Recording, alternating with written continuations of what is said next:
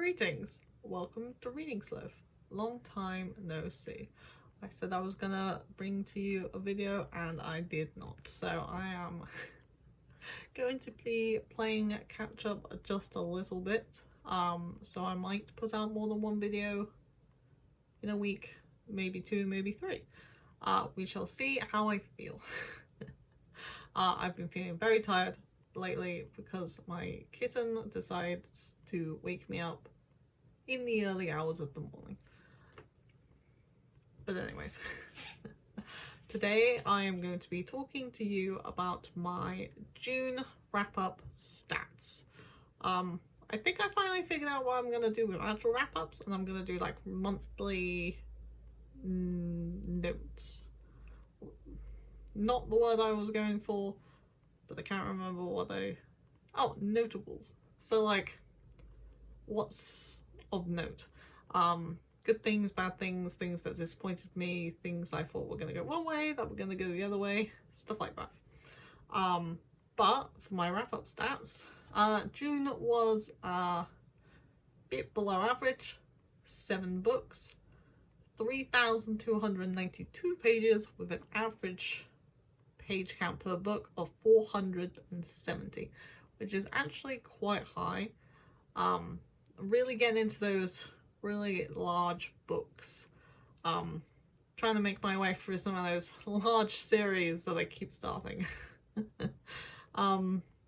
So that's 1 sci-fi, 3 fantasy, 2 historical, and 1 biography. So sort of sticking to my favourites. The historical, obviously the series I'm making my way through. Of those, 6 of them were adult, 1 was middle grade. And I've sort of finished, there's 1 book left, but it's only in like an ebook format, so I might wait for it to be audio. So in terms of middle grade, that might be it for a while, though there are a few coming out later in the year. I say a few, I can think of 1. But to go through the stars, that's 3 5 stars, 3 4 stars, and only 1 3 star. So overall, a pretty good month. Nothing too bad.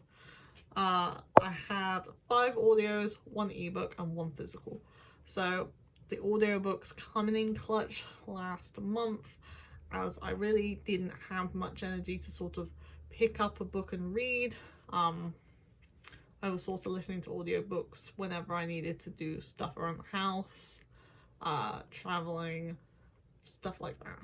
And the most of my time was made up of watching TV shows. I have now caught up on Grey's Anatomy. I had the second half of season 19 to watch. And anyone who's watched Grey's Anatomy knows that even though it's not as magical as the beginning, it's still slightly addictive and it's just fun and it kind of sucks you in. And the rest of my time was made up watching the Vampire Diaries TV show. I started it a couple months ago maybe. I watched the first episode. Hilarious. The first episode, just like the campiest vampire thing ever. It was really funny. I watched, I think, half of season 1 and then stopped. And so I started it back up again, and I'm now sort of halfway through season 5. I'm really into it. I love all the characters. It's all very exciting. It's still the most dramatic thing ever. You can't have 2 people in a room without them falling in love. Every character has fallen in love with like every other character. It's a bit ridiculous, but it's a fun time. It's exciting. There's always a mystery to be solved. There's always a baddie. to be killed, and then something else comes along and they have to be killed, and you know, the treasure is the friends we made along the way and all that. So a very low-key kind of month, and I will hopefully be reading more in July. So hopefully you'll stick around, because I have got the mid-year book freakout tag to do, and hopefully a backlog of a couple of monthly notables.